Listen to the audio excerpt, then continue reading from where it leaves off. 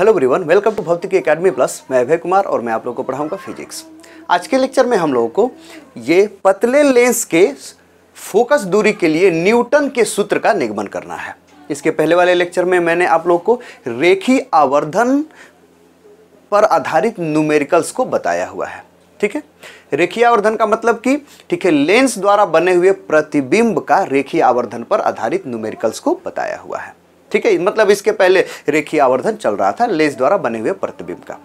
आज के लेक्चर में हम लोग वही ये पतले लेंस के फोकस दूरी के लिए न्यूटन का सूत्र, ठीक है, जो कि बहुत ज़्यादा इंपॉर्टेंट है ये बोर्ड एग्जामिनेशन के पॉइंट ऑफ व्यू से। ठीक है, बोर्ड में ये न्यूटन का सूत्र ज़्यादा पूछा जाता है। ठीक है, ठीक है, तो ये क्लास 12 के लिए ही, ये 10 में तो ये नहीं है, ये टॉपिक 10 में नहीं है, 10 के सिलेबस में नहीं है, लेकिन क्लास 12 में ये है और काफ़ी पूछा जाता है इसका डेरिवेशन। इस पर न्यूमेरिकल तो बाई चांस कहीं पूछा जाता है, नहीं तो नहीं, ये इसका डेरिवेशन ही ज़्यादा है।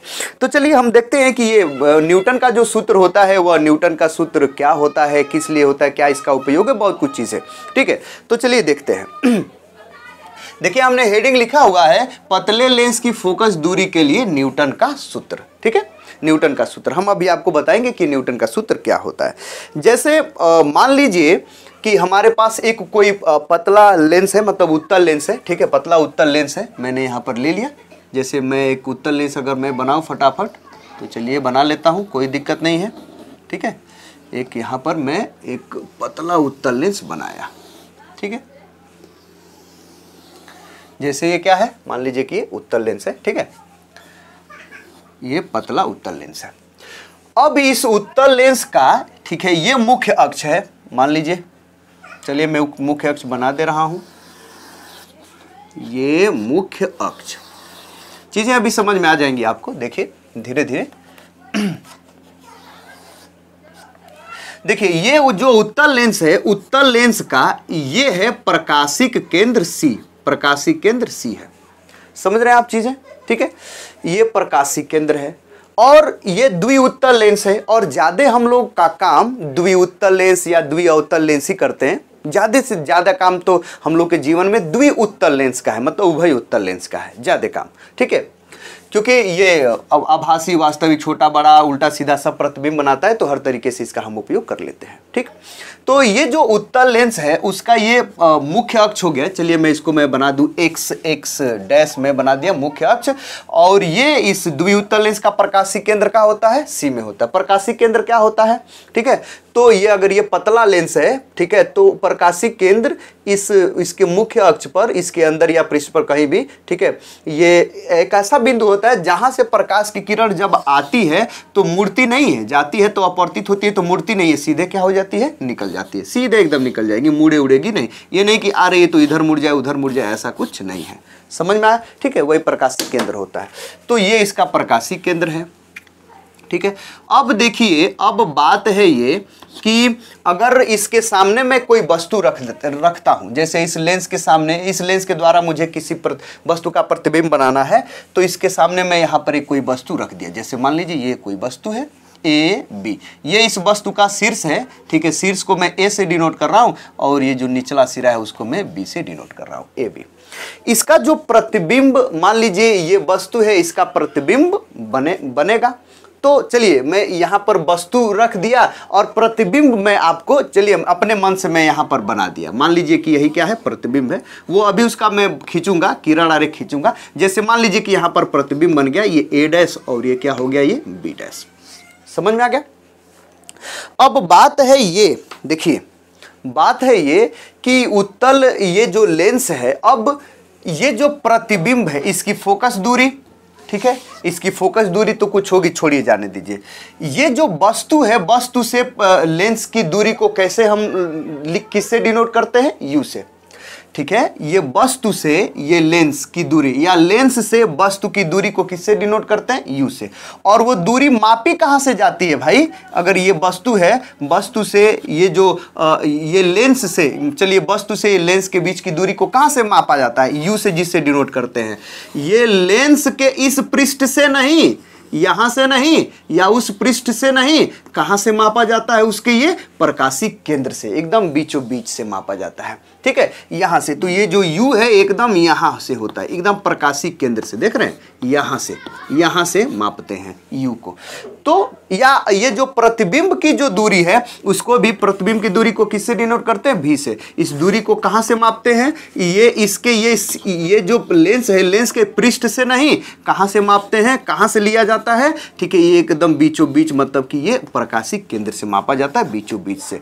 तो बात है ये कि ये जो बिंदु है, मतलब प्रकाशिक केंद्र, ये इस लेंस के बीच में न है, बीच में है। तो क्या हम इस दूरी को माप पाएंगे बढ़िया से, ठीक है, नहीं, कुछ हमें त्रुटि हो जाएगी। हाँ, ये अरे भाई बीच में है, कहाँ है, मतलब बीच में ही कहीं है, तो वो एकदम स्पष्ट नहीं है कि एकदम कहाँ है, एकदम कहाँ है। तो जब हम ये प्रतिबिंब की दूरी मापेंगे तो लगभग लेंगे ना, अरे भाई यहाँ से तो यहाँ तक माप लेंगे, लेकिन ये वाला हम माप नहीं पाएंगे तो लगभग लेंगे, ठीक है, यहाँ से मापना पड़ेगा तो ये हम लगभग लेंगे, माप तो पाएंगे नहीं। तो उस स्थिति में हमें क्या हो जाती है, असुविधा होती है, एक्यूरेट दूरी को रखने में, ठीक है, असुविधा होती है, समझ में आया, कुछ त्रुटि हो जाती है, समझ रहे हैं, और असुविधा भी होती है। तो सुविधा के लिए किया ये गया, न्यूटन जी क्या किए, ठीक है, न्यूटन जी की तो बात ही दूसरी है, ठीक है, फिजिक्स के फादर न्यूटन जी, ठीक है, जीनियस से भी जीनियस कह सकते हैं आप। अच्छा इधर देखिए, तो ये जो है, जैसे मान लीजिए कि ये लेंस हो गया, अब ये वस्तु है, तो अभी हमने क्या मापा कि ये जो वस्तु है, इस लेंस के प्रकाशिक केंद्र से वो दूरी मैंने मापा, या जी यहाँ पर जो मैंने अभी प्रतिबिंब बनाया था, इस प्रतिबिंब की दूरी को मैंने इसके प्रकाशिक केंद्र से मापा। तो सुविधा के लिए, ये तो ज़्यादा असुविधा है, सुविधा के लिए क्या किया गया, ठीक है, न्यूटन जी किए कि इस लेंस के दो फोकस होते हैं, जैसे यहाँ पर इसका, चलिए यहाँ पर इसका प्रथम फोकस हो जाएगा कैपिटल F1, और यहाँ पर इसका कहीं हो जाएगा क्या, द्वितीय फोकस कैपिटल F2, समझ में आ गया।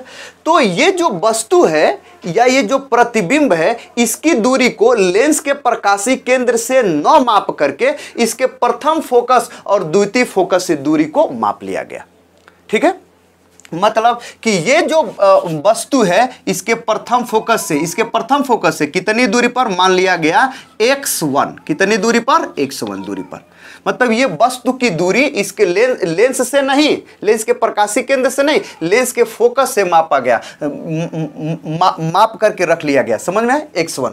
और ये जो प्रतिबिंब की दूरी है, प्रतिबिंब की दूरी इसके, ये इससे नहीं, इसका जो द्वितीय फोकस है, द्वितीय फोकस ये इससे, ये माप, जिसको एक क्या मानेंगे हम लोग, x2 मानेंगे, x2 मान लिया गया, ये दूरी मापा गया, समझ में आ गया। और इसकी फोकस दूरी जानते ही हैं, जैसे कि ये इसका प्रथम फोकस है ना, ठीक है, तो ये लेंस से इसके प्रथम फोकस की बीच की दूरी, मतलब लेंस के प्रकाशिक केंद्र, मतलब लेंस से ये फोकस के, प्रथम फोकस के बीच की दूरी को किससे डिनोट करते हैं, प्रथम फोकस दूरी F1। ये तो हमको पता ही रहेगा, समझ में, ये तो पता रहेगा, बिना मापे हम इसको कर लेते हैं, है ना। ऐसा नहीं कि एकदम लेकर के मापना पड़ेगा, ऐसा नहीं, इसकी फोकस दूरी हमको पता चल जाता है, ठीक है, प्रैक्टिकल के थ्रू, ठीक है। अब देखिए, अब ये जो द्वितीय फोकस है, तो इसके ये लेंस से ये द्वितीय फोकस के बीच की दूरी को किससे डिनोट करते हैं, F2 से। समझ में आया, नहीं समझ में, F2 से। तो मैंने आपसे ये कहा बस कि कोई लेंस द्वारा जो प्रतिबिंब बन रहा है, उस प्रतिबिंब के लिए, ठीक है, वस्तु की दूरी, प्रतिबिंब की दूरी लेंस के प्रकाशिक केंद्र से मापने में असुविधा ज्यादा होती है। सुविधा के लिए, ठीक है, वस्तु की दूरी प्रथम फोकस से और प्रतिबिंब की दूरी द्वितीय फोकस से मापें, ठीक है, माप ले, तो वो मापन में जो भी मतलब वो जो मापन होता है उसमें हम लोग को क्या होती है, ज्यादा सुविधा होती है। तो उस स्थिति में अगर हम ले लें कि वस्तु से ये फोकस के प्रथम फोकस से दूरी x1, ये जो प्रतिबिंब है, प्रतिबिंब से द्वितीय फोकस के बीच की दूरी x2 है, ठीक है, और इस लेंस का प्रथम फोकस F1 और द्वितीय फोकस दूरी F2, प्रथम फोकस दूरी F1, द्वितीय फोकस दूरी F2, ठीक है। तो न्यूटन जी इन सभी के बीच में संबंध ये बताए x1 f1 f2 और x2 के बीच में कि क्या होता है, x1 गुणे x2 बराबर ये f1 गुणे f2, यही क्या होता है, संबंध होता है। ठीक है, ये न्यूटन का सूत्र होता है। मतलब x1 x2 ठीक है गुणे कितना, f1 f2। कोई दिक्कत परेशानी, यही न्यूटन का क्या होता है, सूत्र होता है। कोई दिक्कत परेशानी, जहां पर ये f1 क्या है, लेंस का प्रथम फोकस दूरी, f2 क्या है, द्वितीय फोकस दूरी, x1 क्या है, वस्तु की दूरी, ठीक है, x2 क्या है, प्रतिबिंब की दूरी। कहां से, ठीक है, ये प्रथम फोकस से वस्तु की दूरी x1, ठीक है, द्वितीय फोकस से प्रतिबिंब की दूरी क्या है, x2 है। कोई दिक्कत परेशानी, तो यही होता है न्यूटन का सूत्र। इसी का हमको क्या करना है, डेरिवेशन करना है। समझ में आ गया। कोई आपसे पूछे कि भाई न्यूटन का सूत्र क्यों अप्लाई करते हैं, तो कहिएगा कि भाई वस्तु या प्रतिबिंब की दूरी को लेंस के प्रकाशीय केंद्र से मापना कठिन है, वो असुविधाजनक है। ठीक है, तो सुविधा के लिए लेंस के प्रथम और द्वितीय फोकस से वस्तु और प्रतिबिंब की दूरी को मापना आसान है। तो उन ये जो प्रतिबिंब और वस्तु की जो दूरी है, जो x1 x2 है उसके प्रथम और द्वितीय फोकस से, इन सबों के बीच में और लेंस के फोकस के बीच में जो संबंध होता है उसी को हम क्या कहते हैं, लेंस के फोकस दूरियों के बीच में जो संबंध होता है उसे हम क्या कहते हैं, ये न्यूटन का सूत्र कहते हैं, जो क्या होता है x1 x2 बराबर f1 f2 होता है। ठीक है, इसको ऐसे भी लिखा जाता है, कभी कभी ये ऐसे भी लिखा जा सकता है, वो भी सही है। ठीक है, ये इसको x लिख लेंगे, मतलब इसको मान लीजिए x डैश लिख लेंगे और इसको f डैश लिख लेंगे। ठीक है, समझ में आया, या कुछ भी लिख लेंगे। ठीक है, एक को एक या इसको क्या लिख लेंगे, f लिख लेंगे और इसको क्या लिख लेंगे, x लिख लेंगे, ये दूरी को, समझ रहे हैं, ये दूरी को। तो तब भी कुल मिला जुला कर वही है, x डैश बराबर f डैश, वही कुल मिला जुला करके बात हुई। तो उसमें आपको कंफ्यूज होने वाली बात नहीं है। ठीक है, चलिए देखिए, तो इसको मैं अब फटाफट क्या किया, मिटाया। मिटाने के बाद फिर से फिगर उगर बना करके बढ़िया से मैं आपको डिराइव कर दूंगा। ठीक है, तो आसान है, काफ़ी आसान है। ठीक है, कोई दिक्कत परेशानी नहीं है। तो अब चीज़ें तो आपको समझ में आ गई होगी कि न्यूटन का सूत्र क्या होता है और किस लिए इसका उपयोग किया जाता है। ठीक है, तो कुछ नहीं, सिंपल एकदम चीज़, सब कुछ आपके सामने है। ठीक है, ये और मैंने बस इस लेंस के सामने एक यहाँ पर वस्तु रख दिया। क्या है, ये लेंस के सामने हमने यहाँ पर एक वस्तु रख दिया। ये जो वस्तु है इसके प्रथम फोकस से कितनी दूरी पर रखा हुआ हूं, x1, क्या लिख दिया मैं, x1। ठीक है, समझ में आ गया।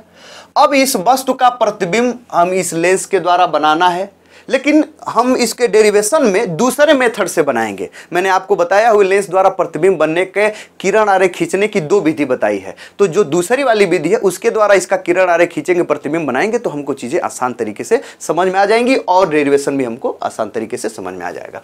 तो करते क्या है, ठीक है, इसके द्वारा मतलब इस लेंस से इस वस्तु का प्रतिबिंब अगर हमको बनाना है दूसरे विधि द्वारा, ठीक है, तो कैसे बनाएंगे, सिंपल एकदम, इसके शीर्ष से मुख्य अक्ष के समांतर प्रकाश की किरण लेकर के जाएंगे सबसे पहले। तो देखिए ये जा रही है।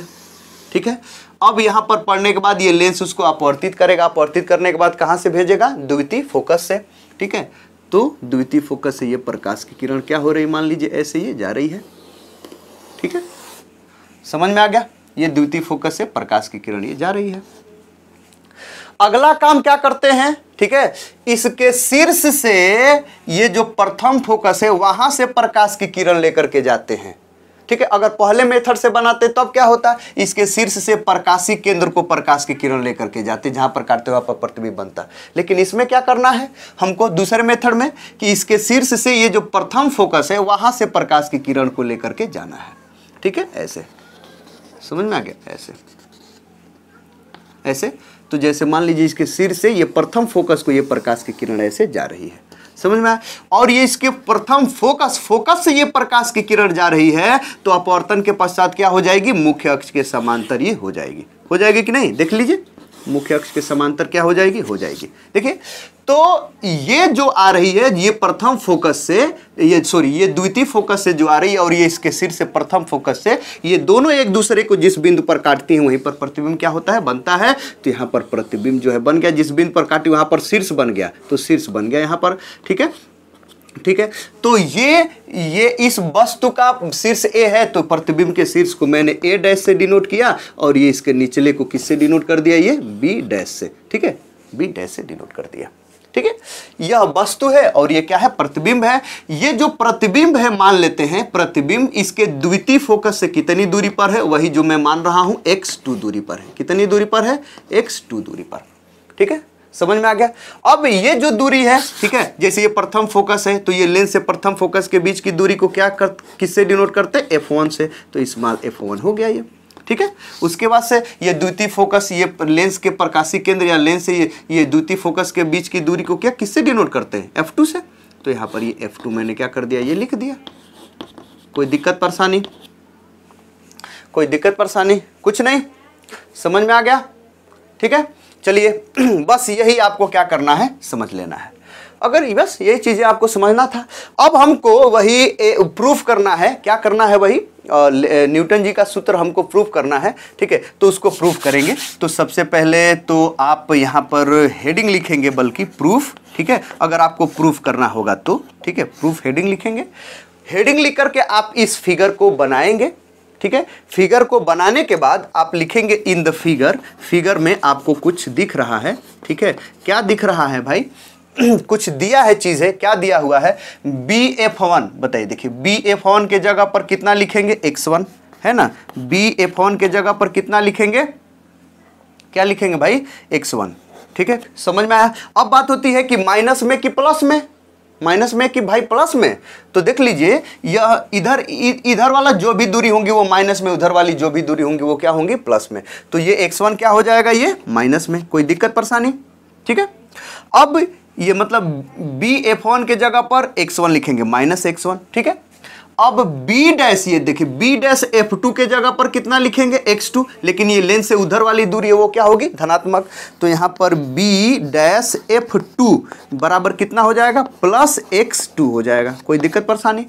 अब CF1 बताइए, CF1 बराबर कितना लिखेंगे, CF1 का मतलब कि ये प्रथम फोकस दूरी। ठीक है, ये F1 क्या होगा, वो माइनस में होगा, इधर है। देखिए CF2 देख लें, CF2 इसके जगह पर क्या लिखेंगे। ठीक है, ये CF2 के जगह पर क्या लिखेंगे, प्लस ये F2 लिख देंगे, क्योंकि ये द्वितीय फोकस दूरी है, उधर वाली दूरी वो क्या होगी, वो धनात्मक होगी। समझ में आ गया। और कोई दिक्कत परेशानी। हाँ, बस चीजें एक छूट रही हैं। जैसे यहां पर इसको मैं मान लूं कि ये D है और ये जो बिंदु है इसको मैं मान लेता हूं E। ठीक है, और कुछ नहीं, ये जो बिंदु है इसको मैं मान लेता हूं E। बस इतना अगर आप समझ गए तो फिर अब चीजें समझ में आने लगेंगी। और कुछ करना नहीं है, बस आप थोड़ा सा देखें, त्रिभुज को देखें। त्रिभुज इधर देखें, देखिए त्रिभुज ABF1 देख रहे हैं, त्रिभुज A। देखिए ये वस्तु से लेकर के, ये जो वस्तु है ना, वस्तु, ठीक है, वस्तु से लेकर के एक त्रिभुज बना हुआ है। देखिए त्रिभुज ABF1 देख रहे हैं, ये त्रिभुज। और त्रिभुज ECF1, ये त्रिभुज देख रहे हैं, ये एक रेखा, ये एक रेखा से बने हुए और ये लंब है। मतलब ये दोनों त्रिभुज क्या होंगे, समरूप होंगे। समरूप होंगे कि नहीं होंगे, समझ रहे हैं। तो इन द फिगर, ठीक है, इन द फिगर में क्या है, त्रिभुज ABF1, त्रिभुज ABF1 और त्रिभुज कौन भाई, ठीक है, देखिए ECF1, ये दोनों क्या है, समरूप है। तो समरूप का चिन्ह लगा दिया। और जब समरूप है तो समभुजाओं का अनुपात बराबर। समभुजाओं का मतलब कि इसका समभुजा ये होता है, इसका समभुजा ये होता है। नहीं तो हम लिख सकते हैं इतना अपान इतना, नहीं लिख सकते हैं। मतलब कि AB अपान AB, इसका समभुजा क्या है, EC। कितना, EC। समझ में आ गया, ठीक है। EC बराबर मतलब कि AB अपान EC बराबर कितना, ये BF1 अपान कितना हो जाएगा, CF1। कोई दिक्कत परेशानी, ठीक है, नहीं समझ में आया, कोई दिक्कत परेशानी, ठीक है भाई। देखिए इसकी समभुजा ये, तो इतना अपान इतना इक्वल टू इतना अपान इतना, क्योंकि इसकी BF1 की समभुजा क्या है, CF1। ठीक है, तो समभुजा मैंने कर दिया, इसको समीकरण नंबर 1 मैंने क्या कर दिया, बना दिया। ठीक, और उसके बाद से अब मैं आपसे कहूं कि थोड़ा सा देखिए, और भी दो त्रिभुज हैं, त्रिभुज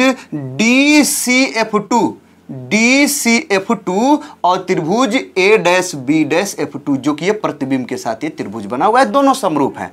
तो त्रिभुज यहां पर देखिए DCF2, DCF2 और त्रिभुज कौन भाई, ठीक है, त्रिभुज कौन, ठीक है, DCF2 और A डैश, देखिए ये A डैश है, ये बिंदु जो है वो कितना है, ये A डैश, ठीक है, तो A dash B dash F2, ठीक है, त्रिभुज A dash B dash F2 ये दोनों क्या है, समरूप। तो जब ये समरूप है तो समभुजाओं का अनुपात बराबर कर सकते हैं, मतलब इतना अपान इतना, क्योंकि इसकी समभुजा ये है, इक्वल टू इतना अपान इतना लिख सकते हैं, मतलब कि DC अपान लिख सकते हैं A डैश B डैश बराबर क्या लिख सकते हैं, ठीक है, CF2, ठीक है, यहां पर हो जाएगा CF2 की समभुजा कितनी है, B डैश F2, ठीक है, तो CF2 अपान B डैश F2, समझ में आया। लेकिन आप थोड़ा सा देखें कि ये जो CD है, DC, ठीक है, ये चूंकि ये समांतर है, ये समांतर, तो ये जो DC है, DC किसके बराबर है, ये AB के बराबर,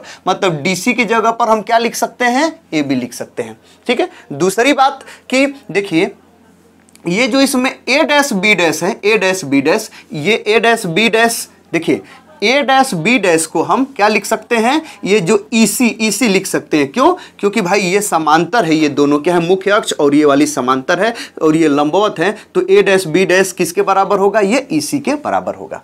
मतलब आप क्या समझे, ठीक है, कि ये जो DC है किसके बराबर होगा, AB के, ठीक है।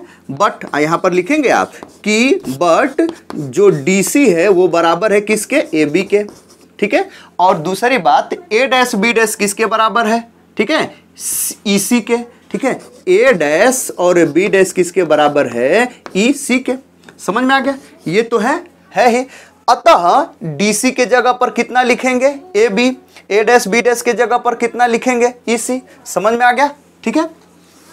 तो चलिए लिख लेते हैं, तो यहां पर अतः, ठीक है, अतः इसके, ठीक है, इसको समीकरण नंबर, बल्कि आप 2 बना लीजिए नहीं तो कंफ्यूज जाएंगे, ये वाला, ठीक है, ये समीकरण नंबर 1 है जो पहला समरूप करके किया, और ये समीकरण नंबर क्या है, ये 2 है, समझ में आ गया। तो चूंकि DC AB के बराबर है, A dash B dash EC के बराबर है, तो DC की जगह पर AB, A dash B dash की जगह पर EC लिखेंगे, तो यहां पर लिखेंगे अतः समीकरण किससे, समीकरण 2 से, समीकरण 2 से DC की जगह पर कितना लिखेंगे, DC की जगह पर AB, तो यहां पर हमने लिख दिया AB अपान ये A डैश B डैश के जगह पर EC, यहां पर EC हमने लिख दिया, और बराबर के बाद उधर क्या है, ये देखिए CF2, ठीक है, CF2 और अपान ये इधर कितना है, B डैश F2, ठीक है, तो ये B डैश F2 हो गया, समझ में आ गया। इसको बल्कि आप बनाएंगे समीकरण नंबर 3, क्या बनाएंगे, समीकरण नंबर 3, ठीक है। और समीकरण नंबर जो है ये 1 को देखिए, समीकरण नंबर 1 का बायां पक्ष AB अपान EC बराबर B डैश F1 अपान C डैश F1, मतलब समीकरण 1 का ये बायां पक्ष देखिए, ये वाला AB अपान EC, और इस समीकरण नंबर 3 का बायां पक्ष देखिए कितना है, AB अपान EC, ठीक है।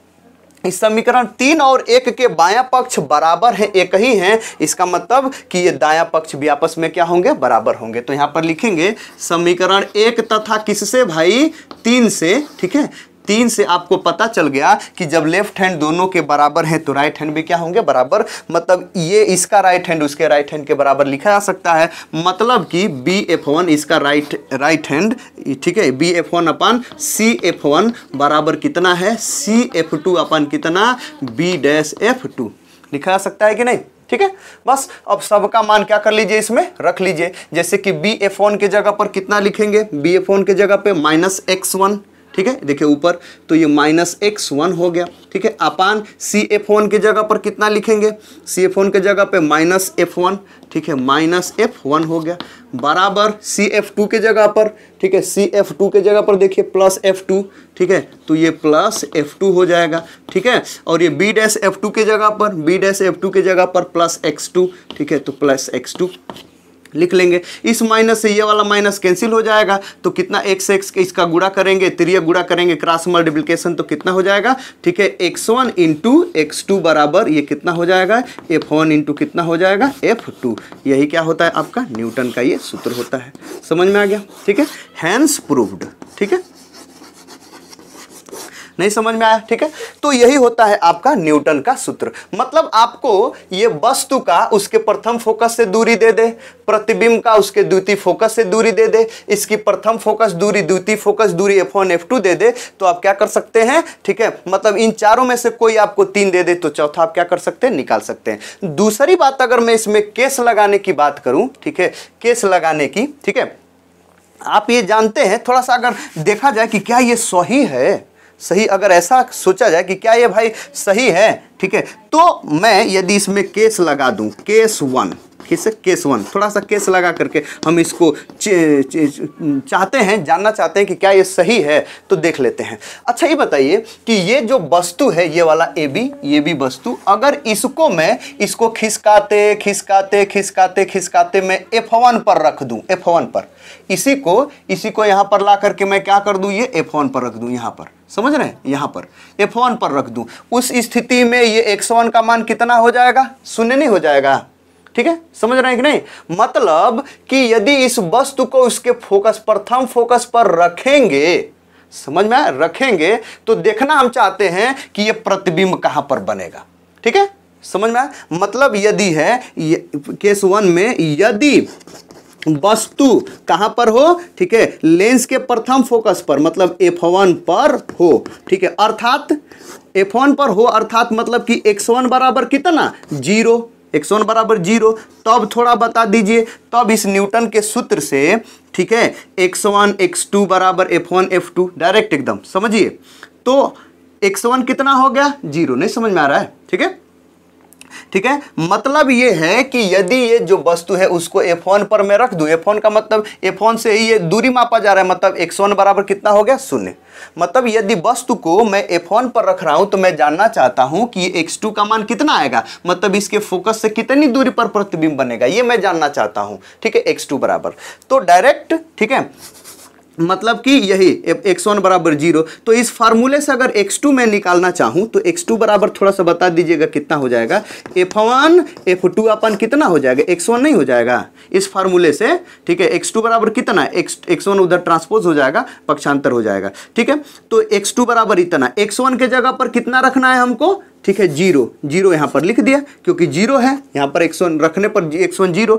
अब F1 F2 में 0 से भाग देंगे तो कितना आ जाएगा? अनंत नहीं आ जाएगा, मतलब x2 बराबर अनंत नहीं आ गया, इन्फिनाइट नहीं आ गया। देखिए x2 बराबर इन्फिनाइट नहीं आ गया, मतलब कि अगर फोकस पर रखेंगे तो प्रतिबिंब कहां पर बन जाएगा? अनंत पर, मतलब फोकस से अनंत पर या अनंत पर। ठीक है, अनंत में कुछ भी जोड़िएगा अनंत आएगा। ठीक है, तो नहीं सही हो गया कि हाँ भाई फोकस पर रखते हैं तो प्रतिबिंब कहां पर बनता है? अनंत पर। सही है, एकदम सही है, सही है ना? एक तो ये केस हो गया। ठीक है, मतलब समझ में आ गया। दूसरी बात ये है, ठीक है, दूसरी बात है क्या भाई? ठीक है, देख लेते हैं। आपको मैं जब लेंस मेकर सूत्र बताया था, लेंस मेकर सूत्र, ठीक है, तो उस स्थिति में ये जो फोकस दूरी है, लेंस की फोकस दूरी, प्रथम फोकस दूरी, द्वितीय फोकस दूरी, ठीक है, उस समय मैंने आपको बताया, ठीक है, कि ये यदि ये लेंस है, ये लेंस, ठीक है, ठीक है, तो लेंस के दोनों ओर का माध्यम, जैसे इधर का माध्यम उधर का माध्यम, यदि दोनों ओर का माध्यम अलग अलग होगा, जैसे ये लेंस के इधर का माध्यम अलग है, उधर का कोई अलग माध्यम है, जैसे मान लीजिए कि इधर मान लीजिए वायु है और उधर मान लीजिए क्या है? ये भाई जल है। ठीक है, तब इसकी जो प्रथम फोकस दूरी है, ठीक है, F1, और ये जो द्वितीय फोकस दूरी है F2, वो क्या होगी? अलग अलग होगी। लेकिन अगर इस लेंस के दोनों ओर का माध्यम अगर एक ही होगा, ठीक है, इधर भी वायु उधर भी वायु, या इधर भी जल उधर भी जल, ठीक है, समझ में आ गया? तब इस लेंस के दोनों ओर का जो दोनों फोकस दूरियां हैं वो क्या होंगी? बराबर होंगी। F1 बराबर कितना हो जाएगा? F2, दोनों बराबर होंगे। मतलब लेंस के दोनों ओर का माध्यम अगर एक ही होगा तो उसकी जो फोकस दूरी है F1 और F2 वो दोनों क्या होती हैं? बराबर होती हैं। तो ठीक है, केस यही है। ठीक है, बस यही खुद देखिए कि यदि, ठीक है, केस 2 में, ठीक है, केस 2 का क्या मतलब, बस वही बताना है। ठीक है, यदि लेंस के दोनों ओर का माध्यम क्या हो? बराबर हो, यहां पर लिखेंगे। ठीक है, यदि ठीक है, लेंस के दोनों ओर का माध्यम समान हो, माध्यम, ठीक है, समान हो। ठीक है, इसका मतलब कि F1 बराबर कितना? F2, समझ में आ गया। F1 बराबर कितना हो जाएगा F2, तो F1 F2 को बराबर कर लेंगे, ठीक है। F1 F2 को बराबर करेंगे तो कितना आ जाएगा, F1 F2 दोनों क्या हो जाएंगे, बराबर हो जाएंगे। तो F1 बराबर F2, देखिए यहाँ पर मैं लिखा हुआ हूँ F1 बराबर F2, मान लेता हूँ कि ये दोनों किसके बराबर होंगे, F के। तो जहां पर भी F1 होगा वहां पर भी F, जहां पर F2 होगा वहां पर भी F रख लेंगे। तो न्यूटन के सूत्र से यहाँ पर x1 गुणे x2 बराबर कितना हो जाएगा, F गुणे F, नहीं हो जाएगा तो कितना हो जाएगा खुद देखिए, ठीक है। मतलब कि एफ स्क्वायर बराबर कितना हो जाएगा, ठीक है, x1 इंटू x2, नहीं तो f बराबर कितना हो जाएगा, अंडर रूट, ठीक है, x1 इंटू x2। कोई दिक्कत परेशानी, ठीक है, under root x1 into x2। नहीं समझ में आ रहा है, ठीक है। f बराबर मतलब कोई दिक्कत परेशानी नहीं, आप समझ गए ना, बस यही आपको क्या करना था, समझना था। अगर आप ये चीज समझ रहे हैं, दोनों ओर का अगर माध्यम बराबर है तो आप दोनों ओर का माध्यम समान है तो उसका प्रथम फोकस दूरी और द्वितीय फोकस दूरी बराबर होगी, ठीक है। अगर अलग अलग होगा तभी उसकी F1 F2 क्या होगा, अलग अलग होगा, ठीक है। समझ में आ गया, ठीक है। अगर ये सब चीजें समझ रहे हैं तो एक छोटा सा न्यूमेरिकल है, देख लेते हैं इस पर, ठीक है, एकदम आसान, महा आसान, ठीक है। देख लीजिए क्या है, एक उत्तल लेंस के सामने उसके फोकस से 9 सेंटीमीटर दूरी पर एक वस्तु रखी है।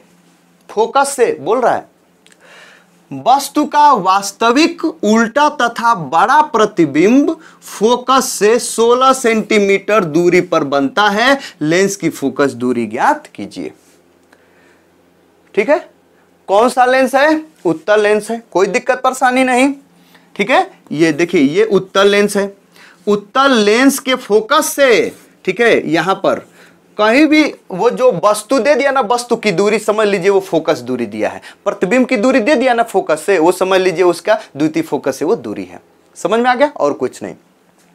तो ये एक उत्तल लेंस के सामने उसके फोकस से 9 सेंटीमीटर दूरी पर एक वस्तु रखी गई है। ये इसका फोकस हो गया F1, तो यहां से 9 सेंटीमीटर दूरी पर यहां पर एक वस्तु रखी गई है। मतलब x1 बराबर कितना, 9, और बोल रहा है कि उसका जो प्रतिबिंब है, वस्तु का वास्तविक उल्टा तथा बड़ा प्रतिबिंब फोकस से 16 सेंटीमीटर दूरी पर बनता है। मतलब इस फोकस से F2 से यहां पर जो प्रतिबिंब है वो क्या बनता है, वास्तविक बन रहा है 16 सेंटीमीटर दूरी पर बन रहा है। मतलब x2 बराबर कितना, 16 सेंटीमीटर। तो पूछ रहा है कि उसकी लेंस की फोकस दूरी ज्ञात करिए। कुछ दिया नहीं ना है, कुछ नहीं देने का मतलब वायु में रखा गया है, वायु में रखा गया है मतलब दोनों ओर का माध्यम क्या है, समान है। जब दोनों ओर का माध्यम समान होगा तो जितना F1 होगा उतना ही कितना होगा, F2 होगा। समझ में आ गया, बस। तो सिंपल एकदम, तुरंत यहां पर लिखेंगे गिवन, ठीक है, गिवन, और गिवन में लिख देंगे x1 बराबर कितना, ठीक है, 9 सेंटीमीटर, कोई दिक्कत परेशानी। x2 बराबर कितना, ठीक है, x2 बराबर कितना भाई, 16 सेंटीमीटर। समझ में आ गया, ठीक है, 16 सेंटीमीटर। अब बात है ये कि हमसे पूछ क्या रहा है, ठीक है, F1 पूछ रहा है, F1 F2, तो वही F1 पूछ रहा है या F1 F2, मतलब F1 बराबर कितना होगा, F2 होगा, जिसको हम क्या मान ले रहे हैं, F मान ले रहे हैं। मतलब फोकस दूरी दोनों क्या होंगी, बराबर होगी। वही हमसे क्या कर रहा है, पूछ रहा है, ठीक है, कोई दिक्कत परेशानी। तो तुरंत आप यहां पर क्या लिखेंगे, न्यूटन के सूत्र से, ठीक है, न्यूटन के सूत्र से कितना, x1 गुणे x2 बराबर कितना हो जाएगा, F1 गुणे F2। लेकिन दोनों ओर का माध्यम समान है तो ये दोनों क्या हो जाएंगे, बराबर। तो यहां पर हो जाएगा x1 गुणे, ठीक है, x2 बराबर कितना हो जाएगा, ये f स्क्वायर। दोनों की जगह पे f रखेंगे तो, ठीक है, क्योंकि दोनों बराबर हैं तो हम f मान लिए हैं। समझ में आ गया, ठीक है, कोई दिक्कत परेशानी नहीं, बस मान रख लीजिए x1 का मान कितना है, ये 9, ठीक है, x2 का मान कितना है, 16 बराबर वो कितना हो गया, f स्क्वायर, ठीक है। तो ये f स्क्वायर बराबर कितना हो गया, ठीक है। डायरेक्ट आप f का मान निकालिएगा तो कितना हो जाएगा, 3 चौका 12, 12 नहीं आ जाएगा, f बराबर कितना हो जाएगा, ये 12 सेंटीमीटर। थोड़ा सा शॉर्ट कट कर दिए लेकिन आप चीजें समझ रहे हैं, ठीक है, प्लस 12 सेंटीमीटर आपका आंसर आ जाएगा, ठीक है। तो इस प्रकार के क्वेश्चंस को आपको दे सकता है, ठीक है। तो आप समझ गए कि भाई ये न्यूटन का सूत्र क्या होता है, न्यूटन का सूत्र किस लिए हम लोग उपयोग करते हैं, समझ में आ गया, ठीक है। और न्यूटन के सूत्र पर अगर आधारित न्यूमेरिकल देगा तो उसको भी आप क्या कर लेंगे, सोल्व कर लेंगे, ठीक है। तो ये वीडियो, इस वीडियो में फिलहाल इतना ही। मैं आपको बता दूं कि अगले वीडियो में हम लोग ये जो लेंस है, लेंस की क्षमता पर चर्चा करेंगे कि लेंस की क्षमता से हम लोग क्या समझते हैं, उसका सूत्र क्या होता है, और कई लेंसों को आपस में जोड़ देंगे तो उसकी संयुक्त क्षमता क्या हो जाएगी, ठीक है। ये सब चीज़ें हम क्या करेंगे, पढ़ेंगे। तो इस वीडियो में फिलहाल इतना ही। मिलते हैं अगले वीडियो के साथ, तब तक के लिए गुड बाय, थैंक यू।